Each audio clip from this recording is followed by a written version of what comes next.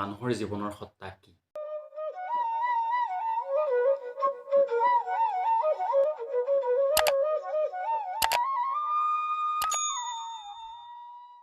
এবাৰ এগৰাকী মহিলাই এজন ব্যক্তিলৈ এখন চিঠি লিখিলে। তেওঁ চিঠি লিখিছিল যে সৰুৰে পৰা মই খুব লাজ কৰি আছিলোঁ।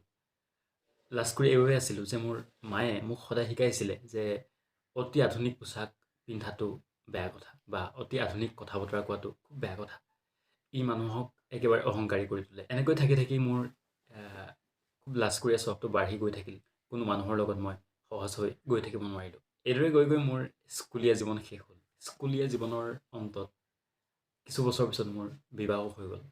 তথাপিও মোৰ বিশেষ পৰিৱৰ্তন নহ'ল। বিয়াৰ পিছত মই মন কৰিছিলোঁ মোৰ যিসকল ননদ আছিলে তেওঁলোক মোতকৈ বহুত বেছি আধুনিক। তেওঁলোকৰ খোজে খোজে যদি মই খোজ মিলাবলৈ চেষ্টা কৰিছিলোঁ, কিন্তু মই সম্পূৰ্ণৰূপে ব্যৰ্থ হৈছিলোঁ। তেওঁলোকৰ একোতে মই নিজক ৰিজাই চাব নোৱাৰিছিলোঁ। মোৰ জীৱন যেন শেষ হৈ গ'ল, মোৰ এনেকুৱা ভাৱ হৈছিলে।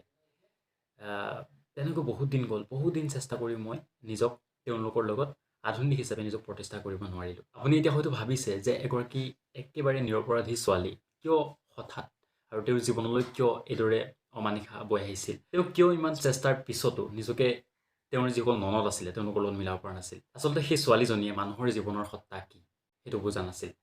আৰু তেওঁ তাৰ পিছৰ অংশত লিখিছে যে মই বিয়াৰ পিছত যেতিয়া মোৰ শাহুৱেক লগ পাইছিলোঁ, শাহুৱে মোক সম্পূৰ্ণ স্বাধীনতা দিছিল। শাহুৱে মোক সদায় শিক্ষা দিছিলে যে মোৰ লগত যি হ'ল সেই কথা যাতে মোৰ সন্তানৰ লগত যাতে নহয় সেই প্ৰতি মোক লক্ষ্য ৰাখিবলৈ সদায় তেওঁ সজাগ কৰি দিছিলে। আৰু তাৰপিছতে মই নিজেও মোৰ সন্তানৰ প্ৰতি সেই দায়িত্ব পালন কৰি তেওঁলোকক আগবঢ়াবলৈ চেষ্টা কৰিছিলোঁ।